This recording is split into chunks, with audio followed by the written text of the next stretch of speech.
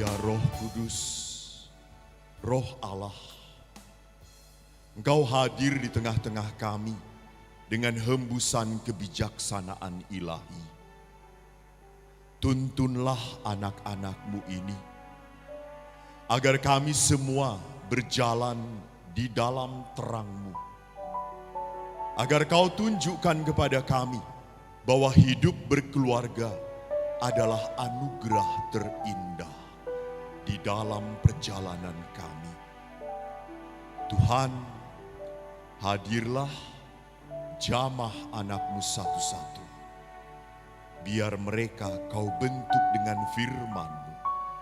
Sebab Engkaulah Allah yang berkuasa kini dan sepanjang masa. Amin. Dalam nama Bapa dan Putra dan Roh Kudus. Amin. Silakan duduk. Shalom. Romo Yosef yang saya hormati.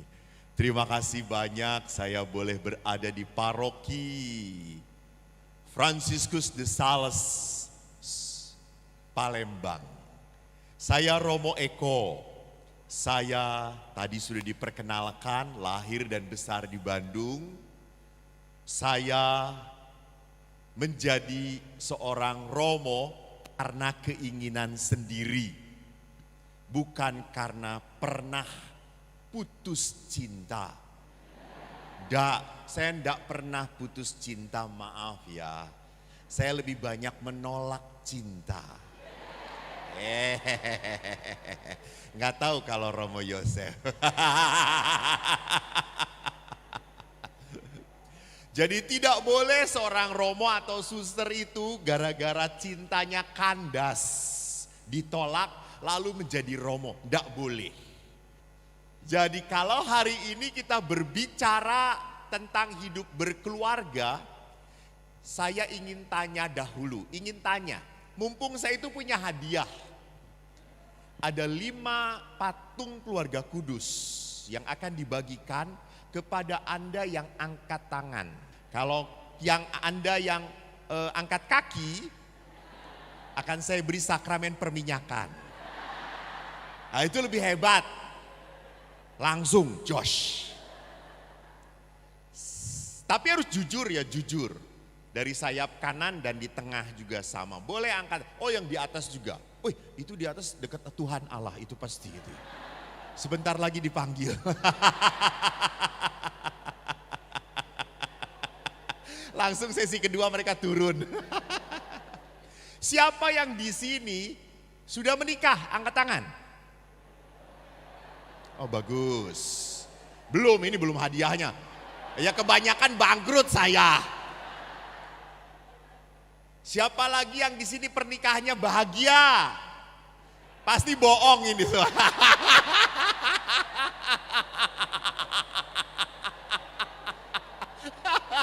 Ingat ini di gereja jangan tipu-tipu ya. Saya tanya, sekarang serius, siapa yang pasangannya tentunya masih ada ya, masih ada. Bukan sudah bersama Bapa di surga. Yang masih ada, siapa yang pasangannya Romo, pasangan saya itu sejak kita pacaran sampai kita menikah dan bertahun-tahun menikah, dia itu enggak pernah berubah-ubah. Coba angkat tangan, siapa? Enggak mungkin Pak, Bapak tambah botak kok. Ngapusi lagi, lihat. Nggak ada lah pasangannya yang sejak sekian tahun tetap sama. Nggak. Istri saya sama Romo, bohong, lihat kulitnya. Lihat bentuk depannya. Semua banyak garis-garis. Belepotan menggelambir. Gara-gara mie aloy. Ini bukan promosi, tadi pagi saya habis makan mie aloy. Saya baru tahu bahwa babi itu hauce. Babi itu enak banget, setuju? Anda pengikut Kristus sejati. Anda tahu kenapa babi itu enak sekali? Karena ada setannya di sana. Loh ingat, Yesus mengusir setan lemparin kemana? Dan babi itu masuk kemana?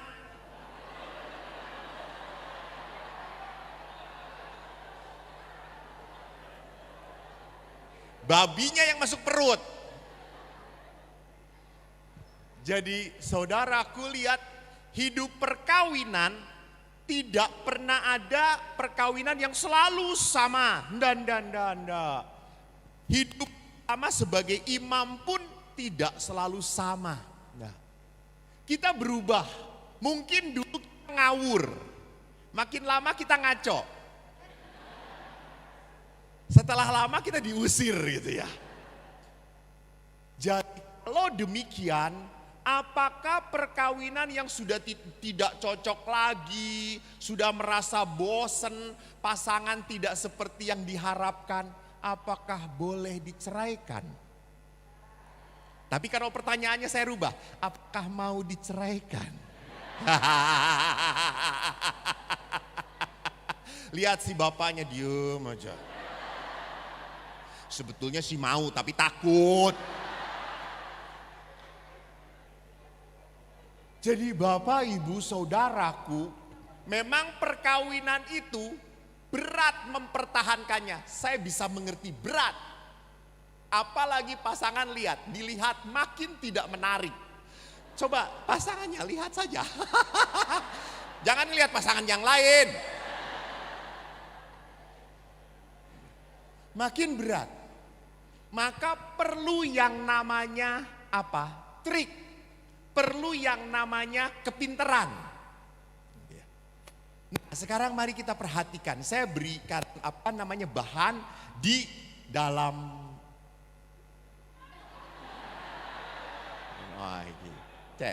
Oke.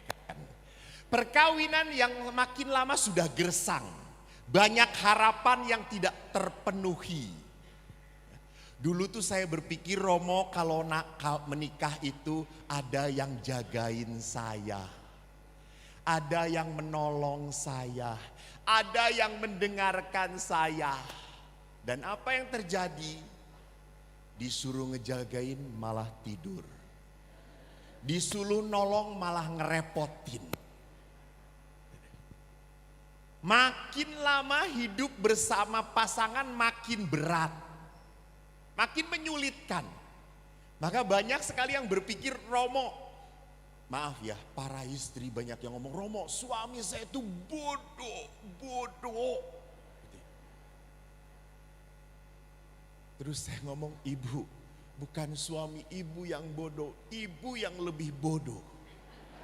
Lah kok begitu Romo? Lah kalau tahu bodoh kenapa dikawinin? Kata saya itu.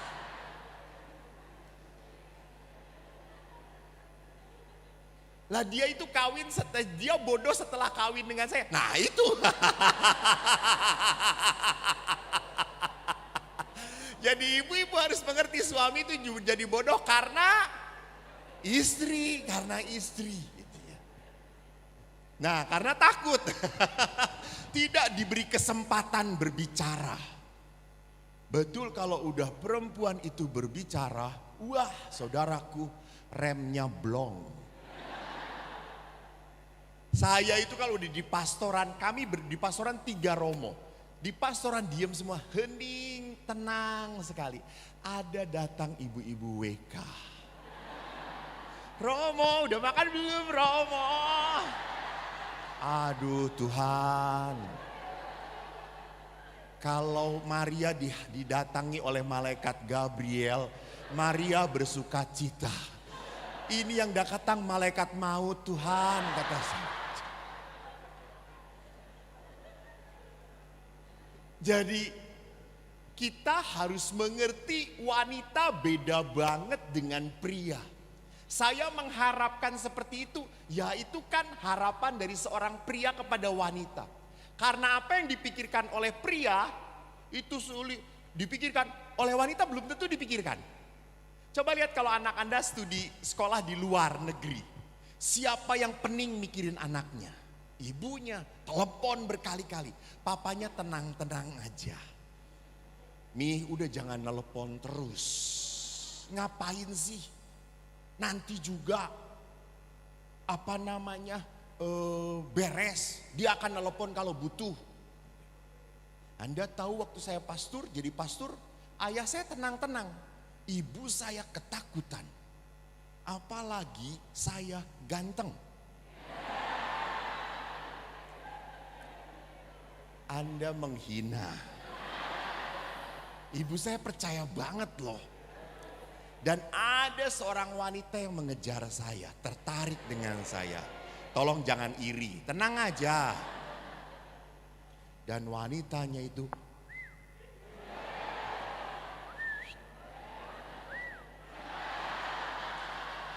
wah, dahsyat pokoknya. Suatu hari saya sakit, demam berdarah, saya masuk ke rumah sakit. Anda tahu wanita itu mengunjungi saya. Dan di samping saya, ibu saya langsung. Pokoknya mendelik. Sampai saya ndak enak. Akhirnya si wanita itu ndak enak, cuma ngasih roti. Romo semoga cepat sembuh. Ya, pergilah dia. Lalu roti itu taruh oleh bawah oleh ibu, dilangkahin dulu oleh ibu.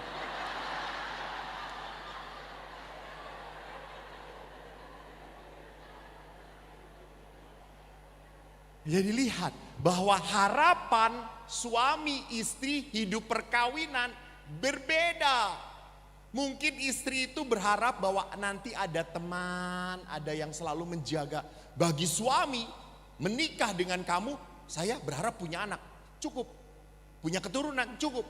Setelah punya keturunan, selesai tugasku. Beda harapannya. Yang kedua, bisa jadi banyak keinginan. Seperti ini, menjengkelkan. Banyak keinginan yang tidak bisa disampaikan. Saya inginnya tuh Romo, kalau kita berdoa itu sama-sama. Makan sama-sama. Kalau saya cuci piring tuh mbok dia yang ngelapin. Ya, betul atau tidak? Betul. Istri berpikir seperti itu, betul? Suami akan berkata, gue bukan pembantu. Kan ada kamu. Pernah saya rekoleksi WKRI. Pas WKRI malam-malam, mari Bu kita renungkan. Suami itu anugerah. Walaupun dia menjengkelkan.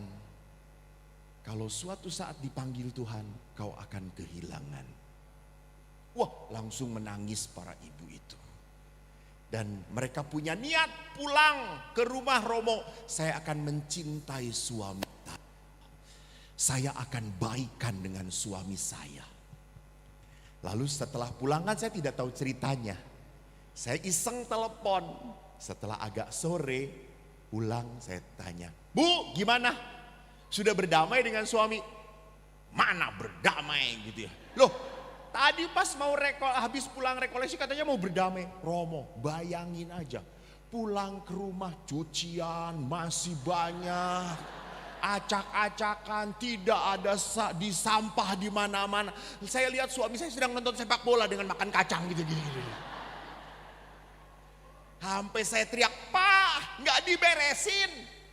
Nanti. Nunggu apa? Nunggu kamu.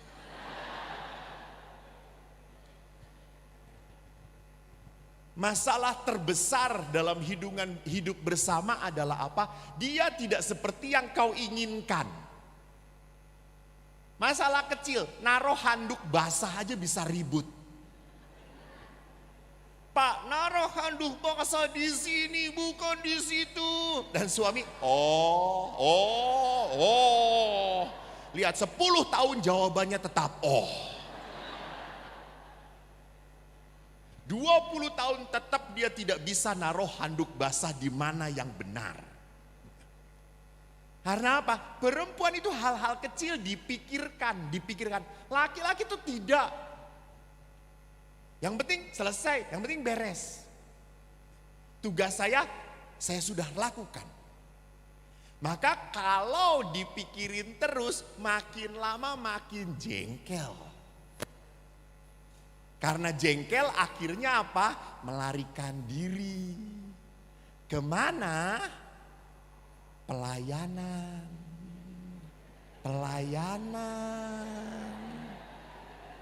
Bisa jadi lebih baik ke pastoran. Maka kan harusnya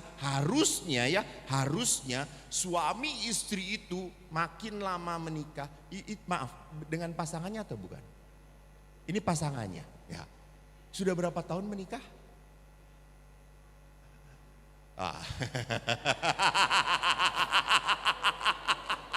Suaminya nungguin istrinya. Berapa?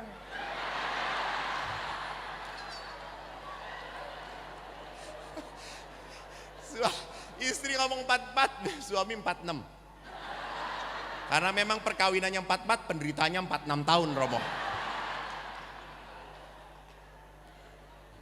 Suami istri itu makin lama hidup bersama, saya selalu lihat makin mirip wajahnya. Betul Bu, betul.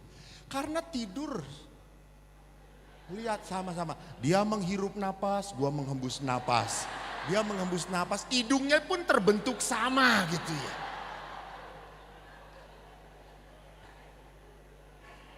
Karena bahasa Jawanya tuh tresno jalaran lain kulino. Karena terlalu seringnya menjadi mirip. Nah, masalah besar kalau ibu ini makin mirip pastor paroki.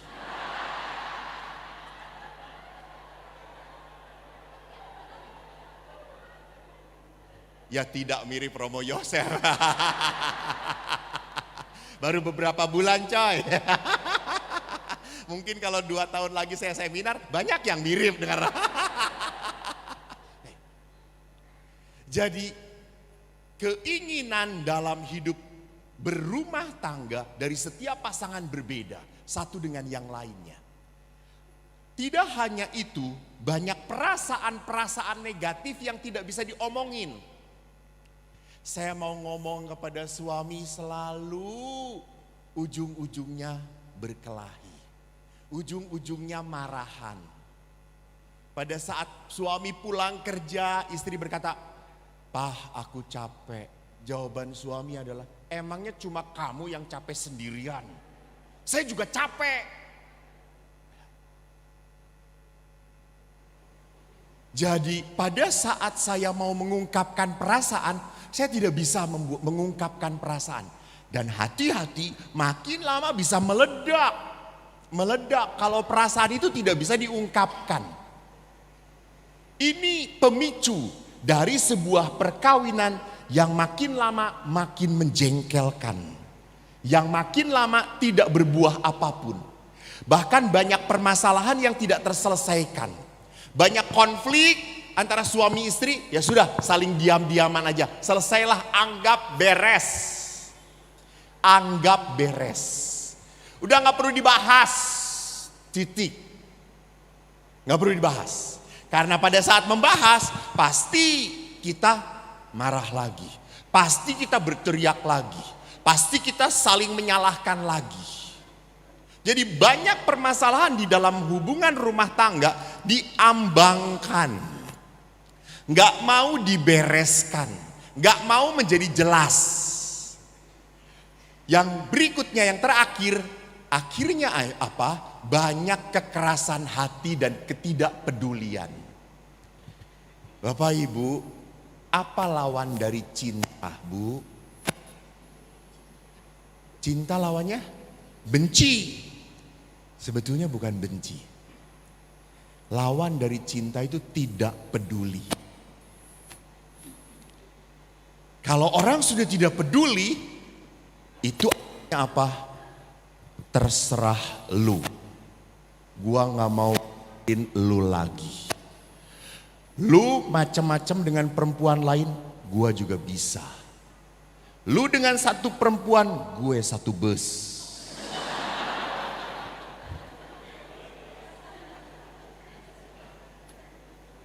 Jadi lihat, kalau orang sudah keras hatinya, orang makin lama makin melukai. Melukai karena marah. Tindakan luka itu berarti apa? Dengan diam, dengan tenang. tidak mau ngomong, tidak mau cerita, sudah diam. Sehingga pada saat ada bersama-sama, itu suami istri gelisah, jengkel. Suami istri tidak merasakan kehangatan lagi. Suami lebih hidup, lebih bisa sukacita pada saat dengan teman-temannya. Main maciok, wah, bisa mereka ketawa-ketawa, tapi dengan istrinya seperti dibiara semuanya, tenang semuanya. Pah, makan, enak enggak? Tambah,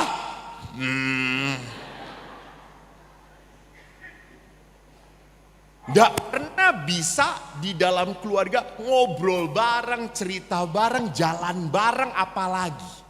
Karena saya sering kali kalau udah lihat jalan bareng suami ke gereja, ngiclik sendirian. Ibu mana? Di belakang, di belakang. Istrinya, Pak E. Beda kalau jalan di mall, istri dipegang. Bukan karena sayang dompet. Sudah mah lurus, nggak perlu belok, terus. Diem.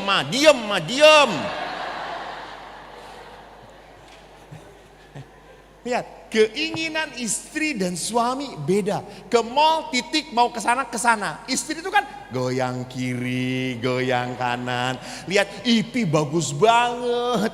Dan perempuan kalau lihat bagus penasaran kalau enggak tanya harganya. Tanya berapa? Segitu Ci, ini udah harga dasar, masa segitu gitu kan. Kalau perempuan sudah nawar sampai muntah darah yang ditawarnya itu. Saya belajar dari ibu saya gitu. Ibu saya tuh nawar sampai aduh ini ibu datang lagi gitu ya. Apa gitu. Ibu mah nawarnya parah gitu. 50 nggak bisa bu, nggak bisa kurang, udah 60, 60, udah kita jalan tengah 55, nggak bisa 60, udah kau pergi yuk. Nanti dia manggil lagi. Setelah jalan jauh nggak dipanggil saudara-saudara. Lalu tanpa malu datang lagi ibu tuh. Padahal saya tuh sudah malu, udah diem, udah bu, malu kata saya tuh. Ngasih nggak ngasih? Ibu yang tadi gitu ya. Oh iya, enggak ngasih. Nah itu. Jadi lihat, keinginan dari setiap pria wanita itu adalah keinginan yang seringkali nggak nyambung.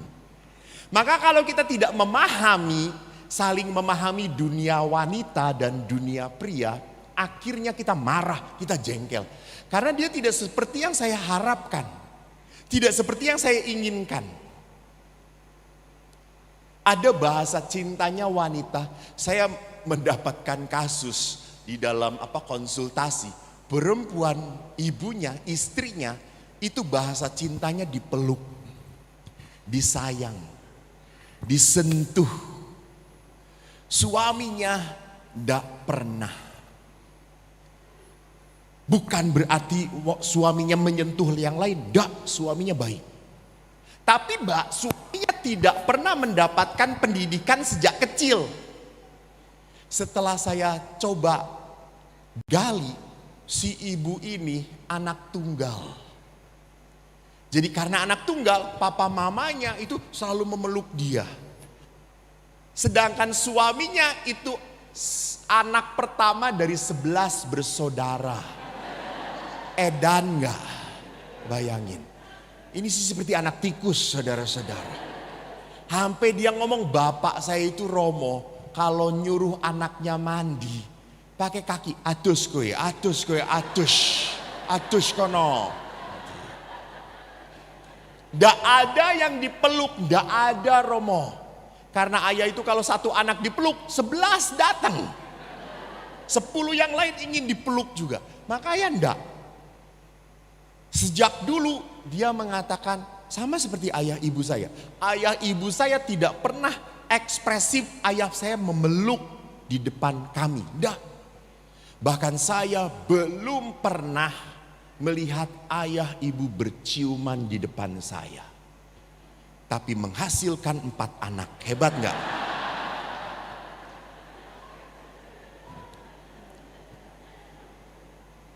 Jadi lihat bahasanya. Maka perempuannya adalah, saya kok ingin kalau ada sesuatu itu dipeluk. Saya kok tidak dapat ya Romo. Itu. Jadi kalau harapan, keinginan ini tidak disaling dibicarakan, maka apa yang terjadi? Makin lama makin menyakitkan hidup perkawinan. Sehingga kalau hidup perkawinan makin menyakitkan, di kantor ada teman sekantor. Udah makan belum? Ih gila ngajak makan. Istri gue juga gak pernah nanyain. Kamu hati-hati ya jaga kesehatan. Kelihatan kamu makin lama makin kurus. Buset, istri gue gak pernah nanyain. Lalu ibu-ibu masuk reunian. Reuni ketemu temannya. Ih lu makin cantik. Oh masa? Ih gak gitu kali.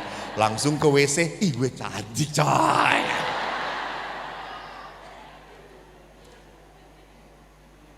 Maaf, seorang wanita punya keinginan untuk apa? Diakui, dihargai, dipuji.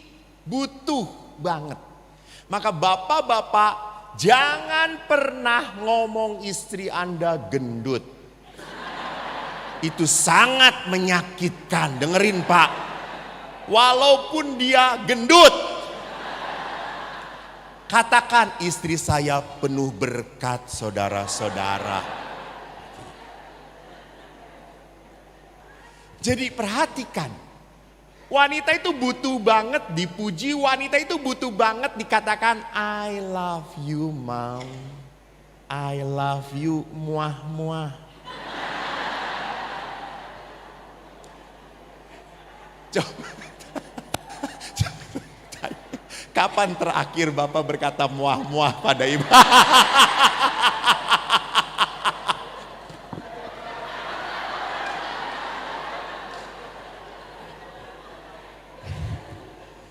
Jadi kan kalau kita berharap dan dia tidak melakukan, apa yang kita rasakan?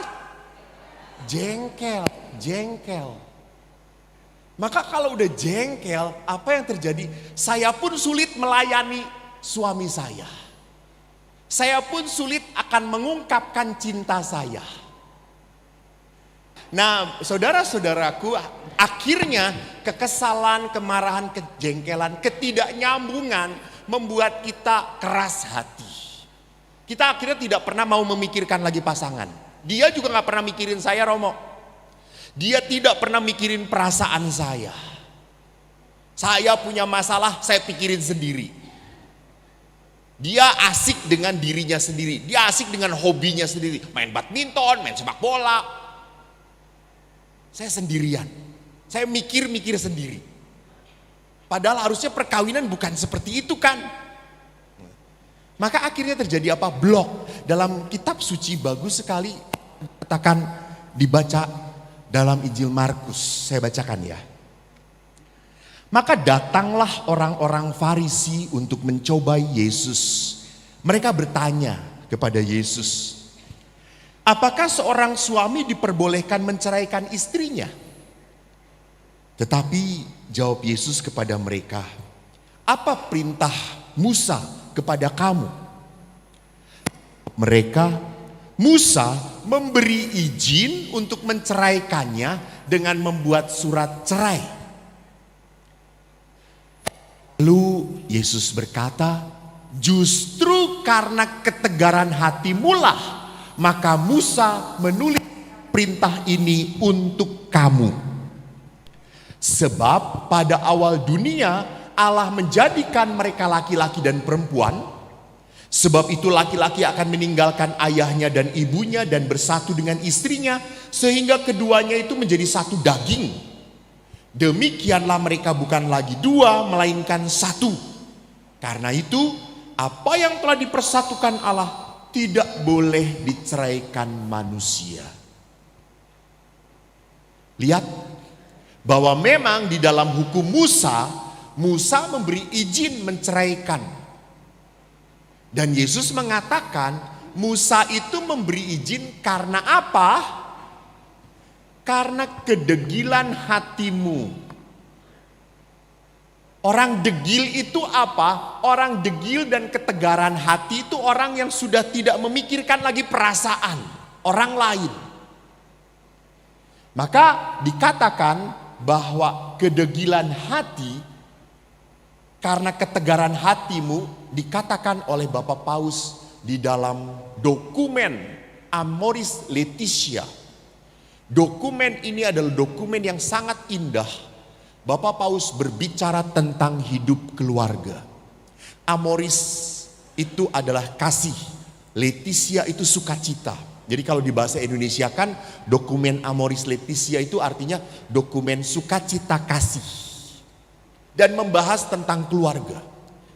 Salah satu yang dibahas oleh Bapak Paus dikatakan ada suami istri yang kurang dewasa karena luka-luka batin yang dialaminya saat ia masih muda. Juga terjadi dalam perjalanan perkawinan. Jadi Bapak Ibu saya mau mengatakan setiap orang itu punya luka batin. Punya kejengkelan, punya kekecewaan, punya kemarahan. Kemarin saya baru IYD, ikut Indonesian Youth Day di Jakabaring. Dan maaf, hampir cukup banyak anak-anak muda yang kecewa dengan orang tuanya. Yang marah dengan orang tuanya. Mereka merasa apa? Orang tuanya kasar. Orang tuanya tidak menghargai mereka. Bahkan beberapa anak mendapatkan kekerasan. Dan itu terluka. Dan itu mengapa ada orang yang berkata, dia mah ciong Romo, anak saya yang laki-laki dengan bapaknya ciong. Papahnya sio kucing, mama anaknya tikus. Jadi kejar-kejaran terus-terusan Tom and Jerry Romo gitu ya.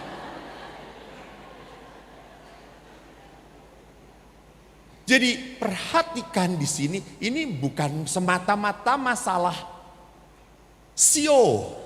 Ini masalah apa? Masalah pengalaman dia dilukai. Saya pun sama. Saya adalah anak yang terluka.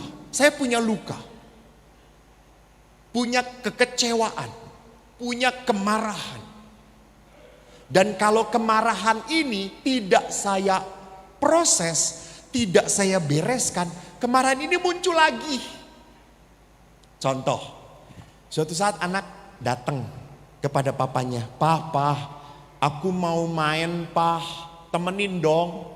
Lalu papanya ngomong, waktu papa kecil aja main sendirian, kagak ditemenin papa, bisa? Masa kamu gak bisa? Nah ini kata-kata orang terluka. Jadi orang terluka itu tanpa sadar akan memperlakukan orang lain seperti dia diperlakukan. Saya pernah begitu sedihnya seorang istri berbicara dengan saya. Istri ini berkata, "Romo, saya punya suami sangat baik, sangat bertanggung jawab. Saya punya 2 anak, laki perempuan. Tapi Romo, suami saya itu kerja terus. Dan kalau ditanya, Pak, udah kita ambil waktu jalan-jalan dengan anak-anak. Enggak, saya harus cari duit. Mereka butuh biaya besar sekolah. Harus mahal. Kita harus bisa menyekolahkan anak kita ke luar negeri. Biar lebih pinter, enggak bodoh seperti kita." Jadi papanya itu workaholic, kerja terus. Dan apa yang terjadi setelah dilihat, ini adalah pesan papahnya dia. Papahnya dia adalah seorang papah yang bekerja, jualan. Sehingga malam pun Toko tutup, papahnya tetap ngitung apa? Cuannya berapa? Bahkan papahnya tidur pun sedang ngitung pakai itu apa namanya? Cipoang. Wah untung gitu ya. Jadi karena papahnya ini adalah papa yang selalu bekerja dan papahnya itu tidak punya waktu dengan keluarga. Akhirnya anak pun terpola seperti ini. Jadi dia pun berpikir, saya harus seperti papa saya. Saya harus seperti papa saya. Tidak hanya itu. Kasus yang aneh lagi terjadi suami istri. Istrinya dari keluarga broken home, dari keluarga cerai. Dia sangat kecewa dengan ayah ibunya. Karena ayahnya pergi dengan wanita lain. Dan dia waktu nikah punya harapan, saya tidak mau punya keluarga seperti papa mama saya. Saking takutnya bahwa suaminya macam-macam dengan wanita lain, suaminya itu dikekang habis-habisan. Ditelepon terus, "Pak, ada di mana? Dengan siapa? Coba video call, coba lihat." Saya ingat papa suaminya itu sedang dengan saya naik mobil, kita pasang lagu-lagu rohani. Si istrinya telepon,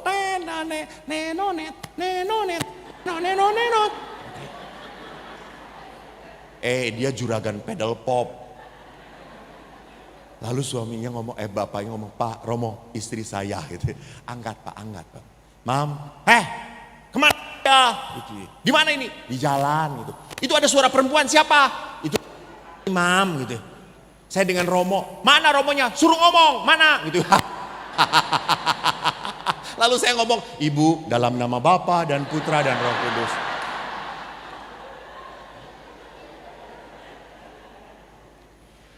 Begitu ketakutan. Saking ketakutannya akhirnya suaminya malah pergi dengan wanita lain. Karena terlalu posesif. Terlalu dikekang. Karena Luka. Karena pengalaman kesakitan. Jadi kita harus sadar bahwa kalau kita marah, kalau kita kecewa, kita sadar. Oke, saya punya suami yang mengecewakan. Oke, saya punya suami yang tidak seperti yang saya harapkan. Oke. Nggak masalah.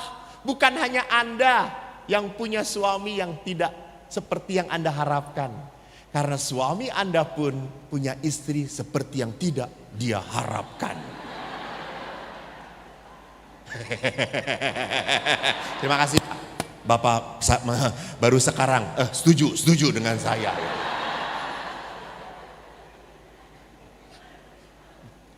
Jadi kita sama. Suami tidak puas pada istri, istri pun tidak puas pada suami. Tapi bukan berarti harus dipisahkan. No. Bukan itu jalannya. Bukan itu cara pemecahannya. Kalau sudah tidak cocok, sudah tidak sama, tidak seperti yang saya harapkan, bukan lalu dibuang dan berhenti. No, bukan seperti itu. Maka sekarang mari kita lihat, pengalaman luka itu harus dibereskan. Kekecewaan, kemarahan itu harus dibereskan. Bagaimana cara membereskannya? Nah, sekarang saya perlihatkan bahwa Bapak Paus pun di dalam dokumen Amoris Laetitia mengatakan di artikel 39, kita itu memperlakukan relasi perkawinan, relasi afektif seperti kita memperlakukan barang. Jadi tadi, kalau sudah tidak dipakai, buang. Kalau sudah jengkel, tuker. Bisa Bu? Nggak bisa. Itu yang selalu saya katakan, hauce pu hauce. Anda ngerti banget. Kita selalu seperti itu. Sudah tidak cocok, buang. Tidak pakai lagi. Nggak. Perkawinan tidak bisa diperlakukan seperti itu. Kenapa bisa seperti itu orang memperlakukan? Karena lihat, sekarang karena tuntutan ekonomi sosial membuat kita tidak akrab, kurang komunikasi. Orang sekarang apalagi punya handphone, apalagi ibu-ibu sudah lihat drakor. Siapa? Lim Sinyo, Lee Min Ho. Saya salah, hanya satu. Lee Min Ho itu kan aktor Korea, gitu. Saya cuma kenal satu aktor Korea, namanya Anyong Aseo.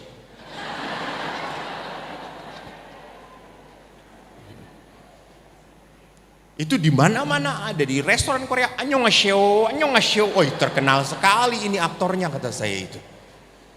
Jadi perhatikan, kita seringkali mencari hiburan. Lihat kalau sudah mau tidur, istri pegang handphone, ngeliatin sambil nangis. Aduh, kok kayak gitu sih. Sedangkan suami cari barang-barang di Tokopedia, cari spare part, cari bagaimana caranya supaya istri bisa lebih diam dan didiamkan gitu. Semua punya keasikan masing-masing. Akhirnya apa? Tidak bisa berkomunikasi satu dengan yang lain. Ngomong selalu tahan, ngomong selalu jengkel, muncul lagi. Saya pernah cerita toh, kalau orang pacaran itu kan banyak omong toh, senang ngomong, semua diomongin dan banyak topiknya, banyak ceritanya. Tapi kalau sudah berumah tangga 10 tahun lebih, akhirnya kehilangan topik. Ngomong apa lagi ya? Bosen, yang dibicarakannya itu lagi. Tapi istri tidak pernah kehilangan akal. Perempuan itu kalau udah ngobrol, wah. Saya lihat di tempat makan, kalau saya bapak-bapak padang makan sama-sama, 15 menit sudah selesai makanan. Ibu-ibu cuma makan satu empek-empek, bisa 24 jam nangkring di situ. Semua dibahas, dari pastor parokinya dibahas juga, saudara-saudara. Selalu banyak topik untuk dibicarakan. Maka perhatikan, kalau kita harus sadar bahwa laki-laki itu memang buntu berbicara. Laki-laki beda. Laki-laki itu diam. Ibu-ibu beda. Di mana? Kemarin kemana? Ada Roma Eko, foto.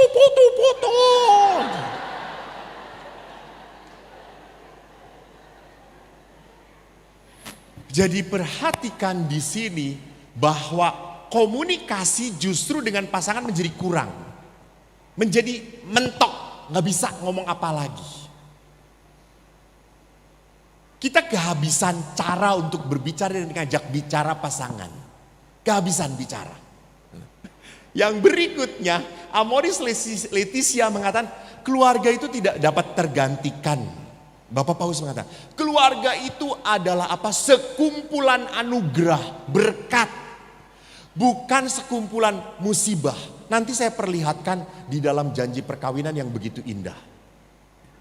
Nah, maka Paus Fransiskus pernah menuliskan di dalam Amoris Laetitia, menyadarkan pasutri, ketegangan yang ditimbulkan oleh sebuah budaya individualistis. Sebentar, saya berapa menit lagi panitia? Kok gak ada yang ngasih tanda-tanda ya panitia ini? 10 menit lagi. Baru ditanya, baru ngomong 20 menit. 10 menit, oke. Ketegangan yang ditimbulkan oleh budaya individualistis yang berlebihan akan harta milik dan kenikmatan. Apa artinya? Bahwa Bapak Paus melihat bahwa perkawinan itu subjeknya saya. Seringkali. Bahwa saya bahagia, saya disenangkan, saya dipuaskan, saya dinyamankan, baru perkawinan saya oke. Bapak Ibu, saya selalu mengatakan apa? Siapa yang kalau Anda marah, kalau ada kejengkelan, ada kekecewaan, siapa yang harus minta maaf duluan? dia yang punya Yesus dalam hatinya.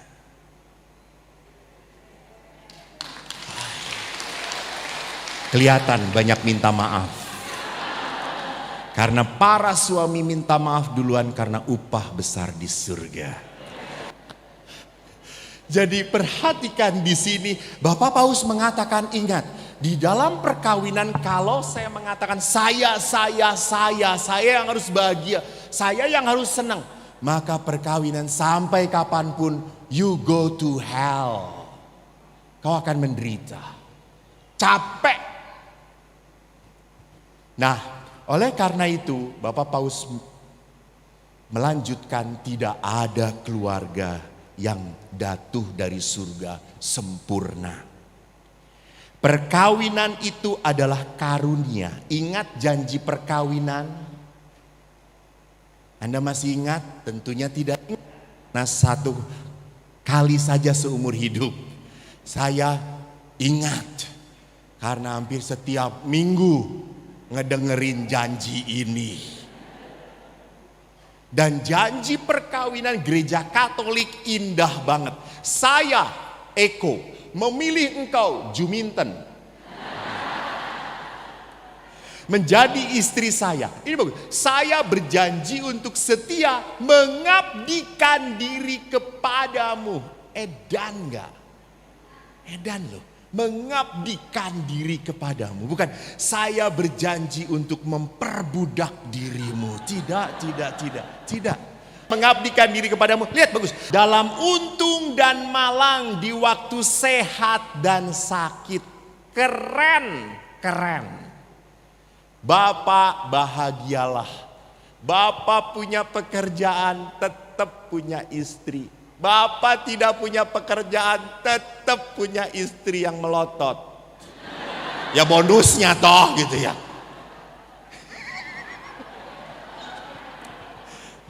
Jadi saya suka kagum. Beberapa suami yang sudah piansui, tidak bisa apa-apa, masih dilayani oleh istrinya. Itu. Bapak Ibu perhatikan bahwa Anda menikah dengan orang, bukan dengan orang, dengan pasangan, dulunya itu bukan siapa-siapa. Betul atau tidak? Bukan siapa-siapa. Saudara bukan, satu garis keturunan tidak, tetapi sekarang menjadi segala-galanya. Coba kalau saya tanya, Anda lebih bersedih mana? Kehilangan orang tua Anda atau pasangan Anda? Saya tanya, bukan renungan.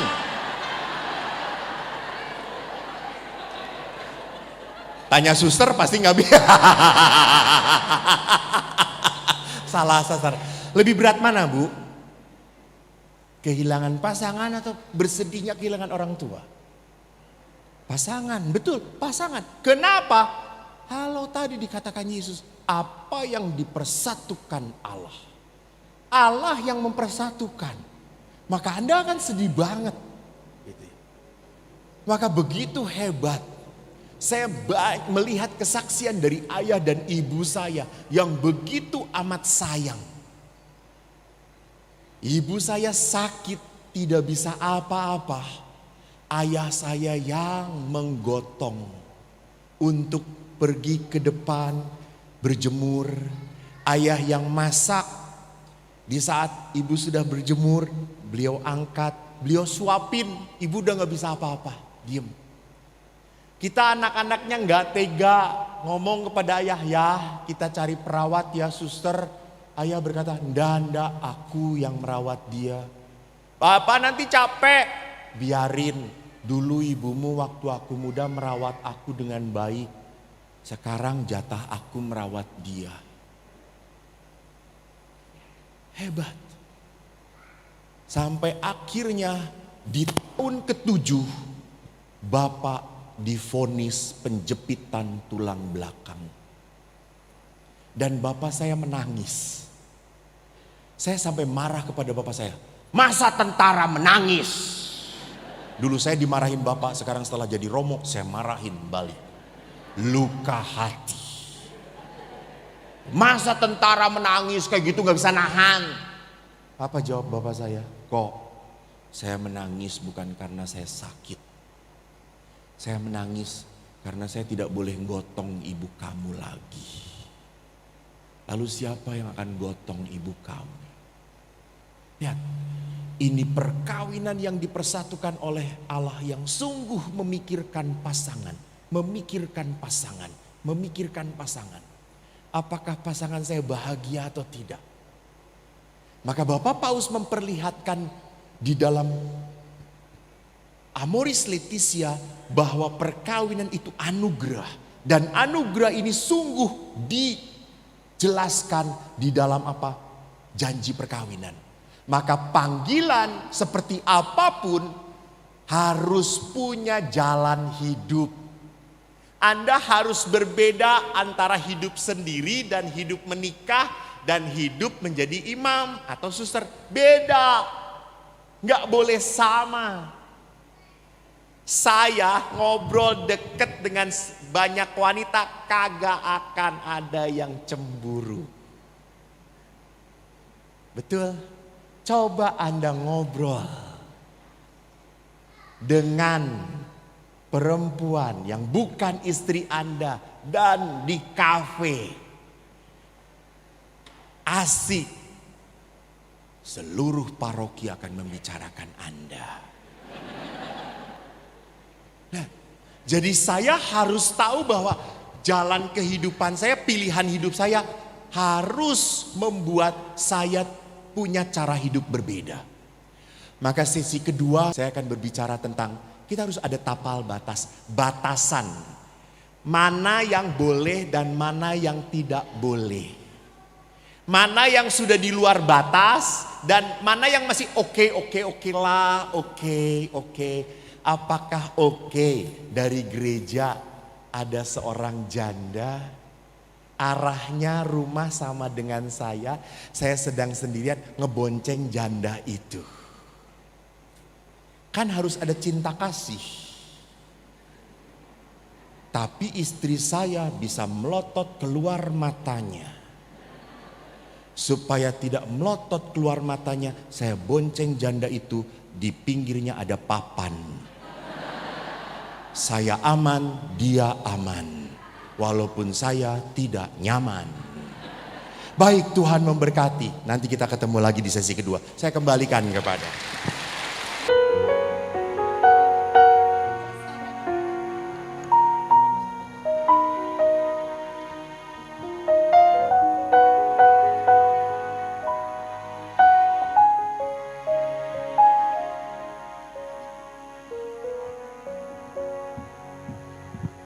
Baik Bapak Ibu, terima kasih sudah tetap bersama. Tadi Anda dapat snack atau tidak? Berarti itu pengikut Kristus. Kita tadi sudah berbicara bahwa di dalam sebuah perkawinan Bapak Paus mengingatkan bahwa perkawinan itu adalah anugerah. Anugerah itu bukan serta-merta begitu saja pada saat saya terima langsung kita bisa nikmati. Enggak. Anugerah itu harus diolah. Sama, saya mendapat anugerah bisa bernyanyi. Dan harus mengolah suara saya. Sehingga bisa bernyanyi dengan baik. Saya mendapat anugerah bisa bercerita. Sehingga saya mengolah kemampuan saya berbicara, sehingga saya bisa berbicara dan bercerita dengan baik. Sejak kecil saya dapat anugerah jalan. Dan saya harus melakukan jalan. Sama, istri itu anugerah. Maka harus diolah. Supaya saya bisa melihat pasangan saya tetap menjadi anugerah. Nah bagaimana? Yang dicoba malam ini kita lihat, kanonik mengatakan perjanjian perkawinan, apa itu perkawinan Katolik? Adalah sebuah perjanjian perkawinan dengan mana pria dan wanita. Lihat, di dalam gereja Katolik tidak akan pernah ada pemberkatan perkawinan sesama jenis. Jadi pernah ada isu Bapak Paus, itu hoaks. Nggak akan pernah. Karena di dalam hukum perkawinan dikatakan pria dan wanita. Tidak ada pria-pria atau wanita-wanita. Membentuk antara mereka kebersamaan seluruh hidup. Dari sifat kodratnya, kebersamaan suami istri itu terarah pada kesejahteraan suami istri, kelahiran, dan pendidikan anak. Jadi ini 3 tujuan perkawinan. Kesejahteraan, kelahiran anak, dan pendidikan anak. Nah sekarang ada anak-anak muda yang mau nikah tapi tidak mau punya anak. Tidak bisa diberkati di gereja. Ini sekarang dikenal dengan child free. Karena punya anak itu merepotkan. Maka saya lebih baik menikah tapi tanpa anak. Kalau itu diketahui imamnya, imam tidak akan pernah memberikan izin untuk perkawinan ini berlangsung. Karena kodratnya perkawinan harus terbuka pada kelahiran anak. Nah kalau tidak punya anak, apa saran gereja? 2. Kalau Anda tidak punya anak, bukan berarti perkawinan Anda tidak diberkati. Anda bisa tetap menjadi berkat. Caranya adopsi. Tapi mengadopsi itu harus hati-hati. Anda harus tahu, bahasa Jawanya, bibit, bobot, bebet anak ini waktu dikandung. Siapa ibunya? Dan yang kedua, kalau Anda tidak mau adopsi anak, Anda bisa apa? Membaktikan hidup Anda dalam pelayanan. Jadi orang itu hidupnya punya arti, bukan hanya untuk berdua saja, tetapi membawa berkat pada komunitas yang lebih besar. Gereja menyarankan seperti itu. Nah, saya hanya membahas satu saja. Apa itu? Bagaimana kesejahteraan suami istri. Jadi kesejahteraan itu bukan semata-mata untuk kebahagiaan. Salah. Jadi kalau Anda perkawinan tujuannya mau bahagia, gak bisa. Bahagia itu bonus dari Anda melakukan pengorbanan untuk pasangan. Anda pun ikut bahagia. Lihat kalau seorang bapak ibu sudah capek dari pekerjaan baru punya anak. Anak tiba-tiba datang merangkul. Papa loncat, bahagia toh. Kelelahan Anda berkurang. Saya paling senang keluarga besar rekreasi bersama. Saya punya adik 3. Saya anak pertama. 3 adik saya sudah menikah. Saya punya keponakan. Saya, ayah, karena ibu sudah meninggal. Dan 3 keluarga adik saya kadang-kadang rekreasi bersama-sama. 2 tahun yang lalu kami rekreasi ke Pangandaran. Lalu di pantai, keponakan saya kejar-kejaran dengan ombak. Lalu dia ketemu mamanya langsung loncat. Ibu, lalu kepada bapaknya, Bapak. Mereka teriak-teriak dan tertawa. Saya sendirian. Adik saya itu punya pembantu. Lalu saya ngomong, Mbak, kamu lari sana. Terus loncat ke saya, kata saya. Bapak, gitu. Nanti kamu saya kasih uang, gitu. Lalu si mbaknya, enggak mau Pak, kata dia itu. Itu kebahagiaan, sukacita. Bahwa kebahagiaan itu muncul pada saat apa? Saya mau berkorban. Justru pada saat saya membahagiakan pasangan, ada kebahagiaan. Yang saya menyenangkan, saya berkorban untuk pasangan, ada kebahagiaan. Bagaimana di imam, di komunitas saya? Saya bersyukur kepada Allah, saya punya teman imam 2. 2 teman imam saya itu sangat baik dan sangat tidak neko-neko. Maka kalau kami makan tidak diantar oleh umat, kami makan pakai catering. Dan Anda tahu catering itu pasti pas mau dimakan dingin. Karena untuk makan jam 12:30 makan siang dikirim jam 9. Yang untuk malam jam 7 jam 5. Jam 4:30. Jadi pasti dingin. Teman-teman saya itu langsung makan. Saya ndak bisa, ndak suka. Saya hangatkan. Saya berpikir nanti kalau saya menghangatkan, mereka juga tertarik untuk menghangatkan.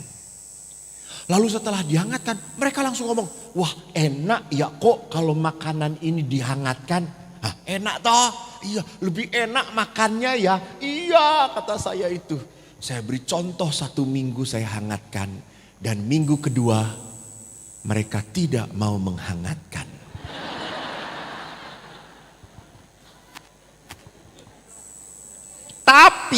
Tapi Eko tidak mau kalah. Tidak boleh, saya terus hangatkan. Setiap saya ada, hangatkan dulu, sajikan. 2 bulan saya lakukan. Haleluya, bulan ketiga mereka masih tetap tidak mau menghangatkan. Tapi teman saya ngomong, kok kamu kalau keluar kota gak ada yang menghangatkan. Enak ya kamu kalau ada di rumah. Dan saya kalau keluar kota pun, saya selalu ingat teman-teman saya. Saya bawa oleh-oleh. Ini tanda untuk panitia, saya belum punya oleh-oleh, pulang besok. Tolong peka panitia tolong peka. Sehingga kalau saya bawa oleh-oleh itu mereka senang makan. Sehingga kalau saya mau pergi lagi keluar kota, oke, boleh. Jangan lupa oleh-oleh. Siap. Jadi ini kebahagiaan. Bukan saya cari, justru pada saat saya melakukan sesuatu untuk menyenangkan dia, saya ikut bahagia. Itulah kebahagiaan. Jadi perkawinan itu tujuannya demi kesejahteraan. Bagaimana saya membahagiakan. Dan dalam perkawinan itu lihat. Untuk menyejahterakan bagi kebahagiaan, kita pun sama, harus ada batasan relasi. Supaya apa? Supaya saya menghargai pasangan. Kalau saya ngomong ini, kalau saya bergaul dengan teman ini, pasangan saya sakit hati atau tidak? Batasan. Dan batasan itu, Pak, ini aja cukup kali. Wajah saya sudah membosankan dilihatin di situ. Batasan pertama, relasi antar pasangan ada batasannya. Batasannya apa? Itu tadi, kapan kamu boleh main dengan teman kamu. Jadi memang suami pun harus punya waktu main dengan teman-temannya. Jangan ketemu istri terus. Bulukan. Jamuran.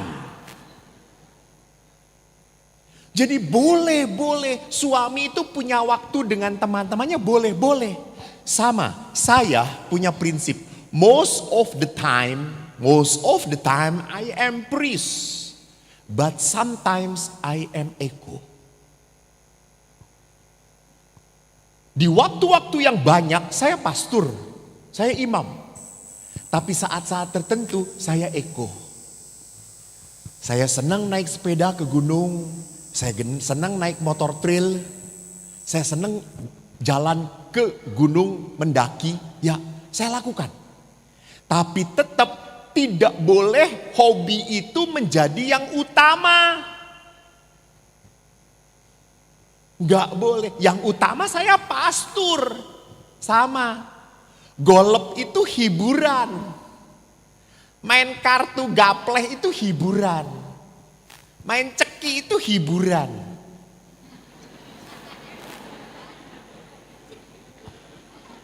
Masih ada gak?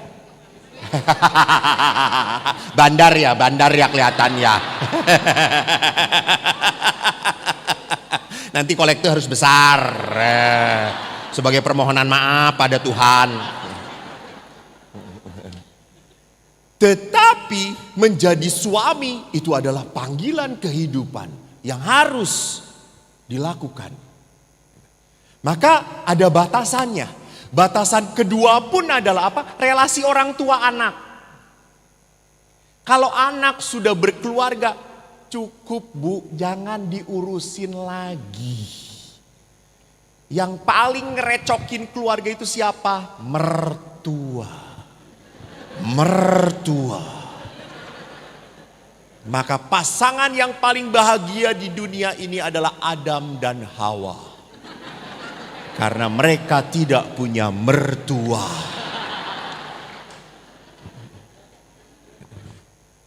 Ya bayangkan, sudah anak laki-lakinya punya istri. Si mamanya ngomong ke istri anaknya, Dede jangan lupa ya, anak mama ini kalau pagi harus minum jus. 1 kedongdong, 1 timun, 1 buah mangga di blender ya. Jangan terlalu lembut. Tapi kan ini yang perempuannya kan gak enak hati toh. Ya mak, ya mak, ya mak. Pulang ke rumah, lu harus minum jus. Jangan lupa kedongdong, mentimun, buah. Lu blender sendiri.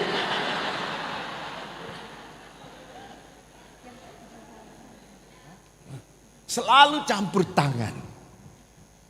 Pernah suatu saat orang Jawa menikah dengan orang Solo, menikah dengan orang Batak. Orang Solonya halus. Orang Batak ini kan keras, ngomong romantis pun keras gitu. I love you.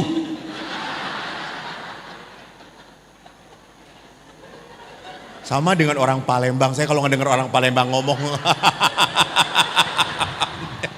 ini nawar apa perang kata saya itu.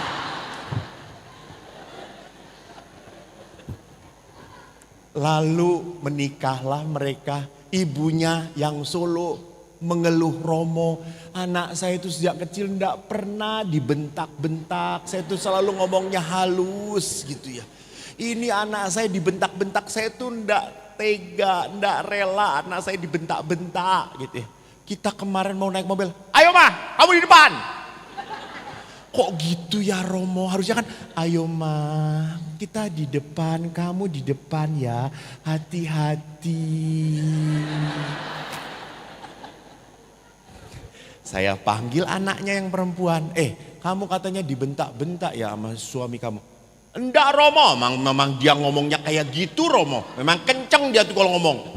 Malam-malam juga kalau mau, ayo mah kamu di atas saya di bawah gitu ya. Cepat buka. Ya sudah saya terima seperti gedebok pisang. Ayo. Suster masih ketawa. Cilaka. Kok suster mengerti semuanya ya? Nah itu. Harus ada batasan-batasan. Walaupun itu anak Anda, tapi bukan punya Anda. Gitu ya. Jadi Anda ya sudah doakan, berdoa. Saya suka sedih. Ya mungkin di Palembang ini pun sama gitu. Kalau anaknya yang mau nikah, datang ke pastoran emaknya. Romo mau daftar perkawinan anak saya. Hah? Kata saya tuh. Anaknya belum bisa ngomong Bu. Kata saya itu. Iya masih bayi Romo. Gitu ya. Nggak bisa toh ya. Ya harus anaknya datang. Karena apa? Semua emak. You know the power of emak. Saya tadi mau potret juga, nanti setelah ini, ayo 1 aja Romo, 1 kali aja potret. Orang Palembang jangan dilawan. Kalau saya mau pulang dengan selamat, iya foto gitu ya. Daripada nyawa gua melayang.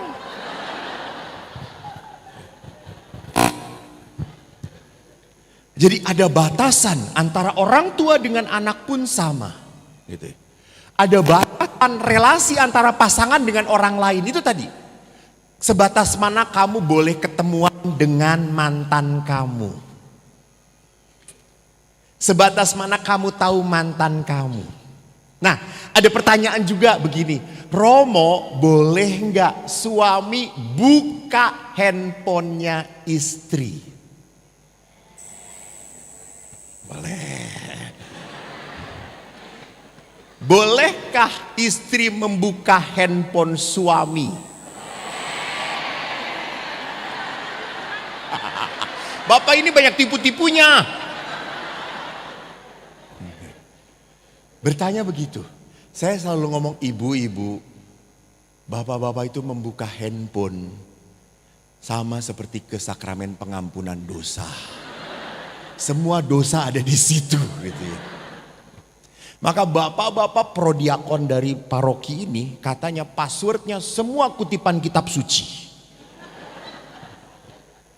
Jadi perhatikan ini batasan. Karena di dalam cinta itu harus ada apa? Percaya. Maka batasan itu perlu, betul perlu. Oh, ini mundur ya, maju. Ini siapa yang menggerakkan gue, Pak? Perlukah batasan? Ya. Kenapa? Kalau tidak ada batasan, maka tidak ada kehangatan. Orang mau cuek-cuek aja. Terserahlah, kan ada yang prinsip begini. Selama lu di rumah, lu istri gue, lu suami gue. Lu di luar, terserah. Lu mau ngapain juga, gua gak mikirin. Capek mikirin elu. Suami digituin. Tapi walaupun kipas-kipas, dia lupa duitnya di istri semuanya.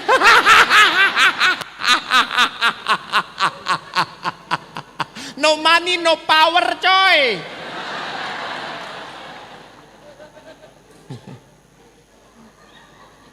Istri itu pinter sekali. Pokoknya suami kan Romo, uang suami, uang istri, uang istri, uang istri.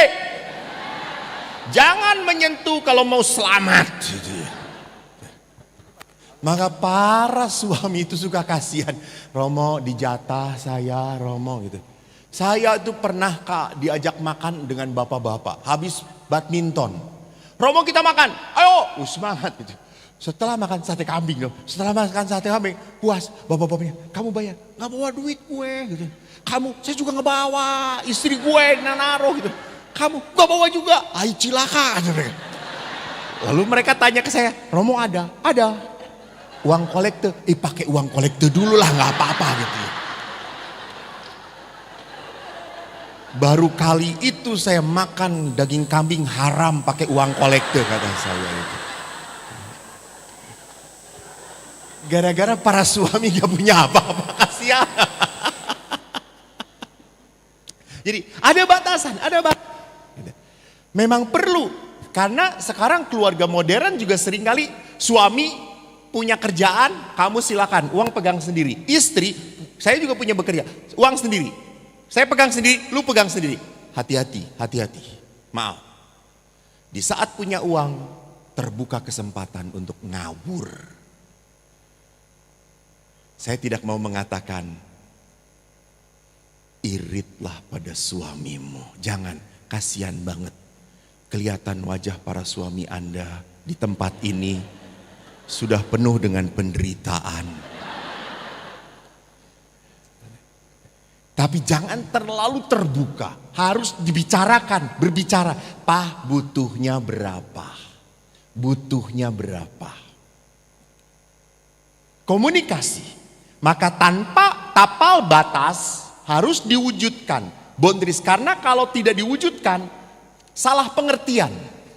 Dia pikir ini menyenangkan, taunya enggak. Gitu ya. Ingat, istri itu menelepon Anda, ini adalah tanda menyayangi. Pak, gimana? Ada di mana? Itu tanda sayang. Tapi kalau neleponnya terus-terusan, itu tanda Anda tidak dipercayai. Jadi di sini kita harus sadar boundaries itu penting. Maka supaya apa? Supaya tidak salah pengertian dengan pasangan. Bagaimana saya menyayangi pasangan, bagaimana mengungkapkan kepada pasangan. Nah sekarang mari kita lihat kembali. Bagaimana menyepakati tapal batas. Ada dua ekstrim batasan. Ada yang ketat banget, semua harus disepakati, sampai hasil kecil-kecilnya, lu pulang jam 7 dari kantor. Makan di rumah, saya sediakan. Doa sama-sama. Main dengan anak, jadi suami itu sudah kayak di penjara. Punya listnya. Tapi bisa terjadi juga tidak ada batasan, terserahlah. Kita kan sudah dewasa, kita udah besar, kita udah tua, tahu sama tahu. Halo, itu bukan prinsip yang benar. Justru pada saat kita tanpa batasan, itu berarti apa? Kita sudah tidak mau peduli lagi dengan pasangan. Dan akhirnya apa? Kalau sudah tidak ngomong, tidak ada batasan, kita tidak tahu kapan dia tersinggung, kapan dia tidak suka, dan kapan dia suka, kapan dia oke. Nah, bagaimana membuat batasan? Jadi keuntungan membuat kapal batas itu semakin punya dialog. Sekarang terakhir, bagaimana supaya bisa membuat kapal batas? Sebelum ambil keputusan, cobalah berdialog secara virtual. Bu, Pak, kalau mau ngomong dengan istri itu bayangkan dulu ngomong dengan diri saya. Jadi kalau Pak pulang jam 7, ya harus. Anda rasakan kalau suami Anda ngomong kayak gitu pada Anda. Pulang jam 7 ya, harus. Kalau Anda oke. Omongkan. Tapi kalau Anda merasa tidak oke, ya sudah, jangan ngomong. Jangan buat kesepakatan. Jadi kesepakatan itu untuk membuat perkawinan menjadi indah, bukan menjadi penjara. Dialog itu, bicara. Yang kedua adalah apa? Mulailah berinisiatiflah untuk bercerita pada pasangan. Jadi ibu-ibu, Anda yang punya energi besar. Konon wanita itu sehari ada yang nyebut 20.000 kata, ada yang 30.000 kata. Dan laki-laki sehari cuma 7.000 kata. Bedanya 13.000 kata kalau ke 20.000. Jadi memang ibu-ibu itu ngomong, gitu ya. Maka bapak-bapak dengarkan. Istri Anda butuh didengarkan. Nggak perlu ditanggepin. Nggak perlu, ada cuma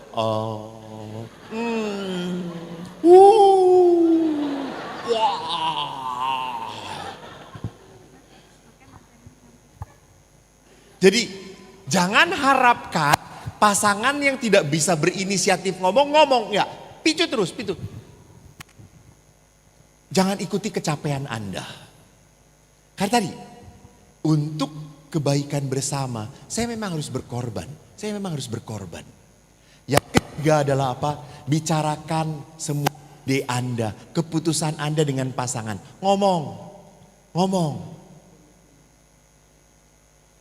Jadi di situ saya belajar untuk apa? Menumpahkan apa yang saya ingin katakan, ingin bicarakan. Dan yang terakhir, jangan melakukan keputusan dan kesepakatan harus dilaksanakan. Jadi kalau itu sudah sepakat, lakukan. Bapak Ibu ingat, relasi suami istri tidak boleh dirusak oleh anak. Tidak boleh. Jadi cinta suami istri tidak boleh dikalahkan kepada anak. Apa artinya? Karena alasan kita sudah punya anak. Maaf ya, kita sudah tidak punya lagi waktu untuk ngobrol. Kita punya anak, saya harus ngajarin anak, saya harus mandiin anak, saya harus buat makanan untuk anak. No time for you. Hati-hati, nggak boleh. Anda tetap harus punya waktu dengan pasangan.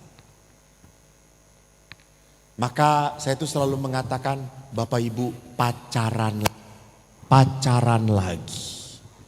Jangan lupa, pegang kembali pasangan Anda. Walaupun ada beberapa yang memegang pasangannya seperti memegang karung, ditarik begitu gitu ya. Sudah tidak jelas gitu ya. Pada saat memegang Pernah seorang bapak bareng-bareng dengan saya, dia pegang istrinya di lift, di eskalator gitu ya. Pas keluar eskalator dia salah pegang.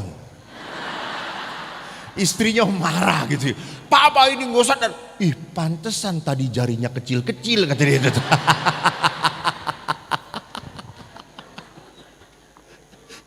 Jadi lihat di sini kita perlu berdua lagi bersama lagi. Kita perlu lagi membangkitkan sayang. Masih ingat Bapak perkawinan tanggal berapa, bulan apa?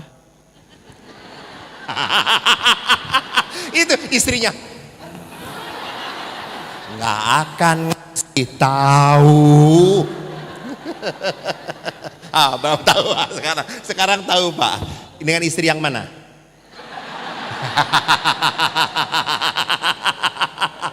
Dengan ini Pak ya. Jadi perlu sekali bagi istri, bapak-bapak, tanggal perkawinan itu tanggal keramat. Tanggal keramat. Harus diingat, kasih surprise. Kasih surprise.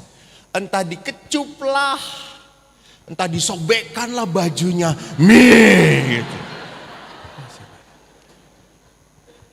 Tunjukkan sayang. Tunjukkan bahwa Anda masih mencintai dia. Gitu ya. Memang kan ada istilah say it with flower. Beberapa ibu-ibu di sini saya pasti tidak suka bunga, kecuali bunga bang. Namun cinta itu harus diekspresikan, harus diperlihatkan. Bapak Ibu, sekali lagi bahwa panggilan itu rahmat dan berkat Tuhan. Jadi Tuhan itu tahu membahagiakan Anda dengan mempertemukan Anda dengan pasangan Anda. Maka Bapak Ibu, selamat menikmati pasangan Anda. Walaupun sulit dinikmati. Tapi satu hal yang membuat Anda bisa menikmati pasangan, yaitu apa? Lihat kelebihan pasangan Anda. Jangan ributkan kekurangan pasangan Anda.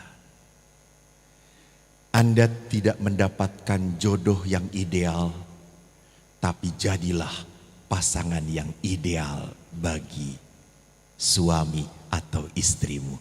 Tuhan memberkati. Thank you.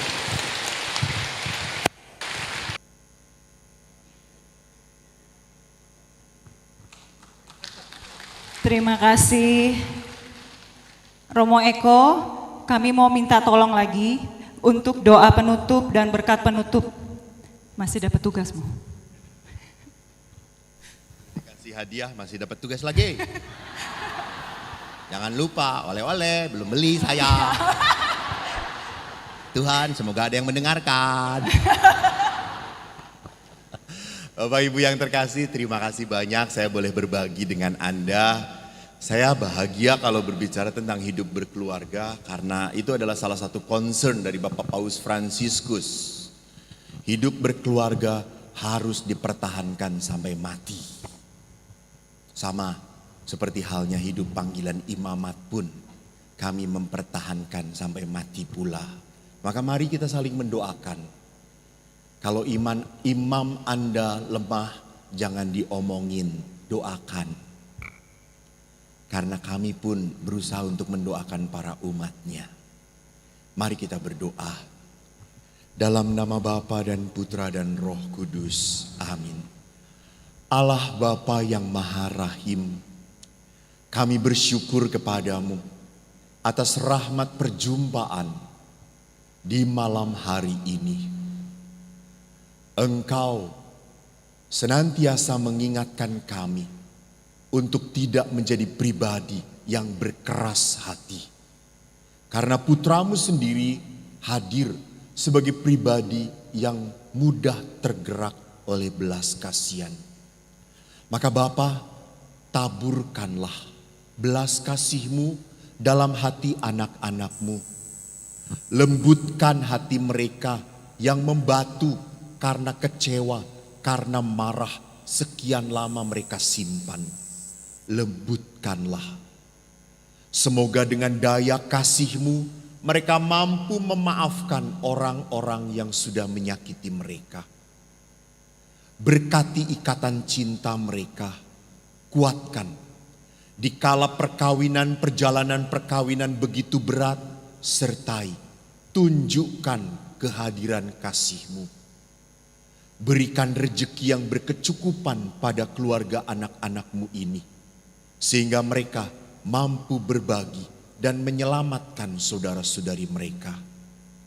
Bapa, kini kami akan kembali, berkatilah perjalanan pulang, dan berkat-Mu sungguh hadir bagi kami semua.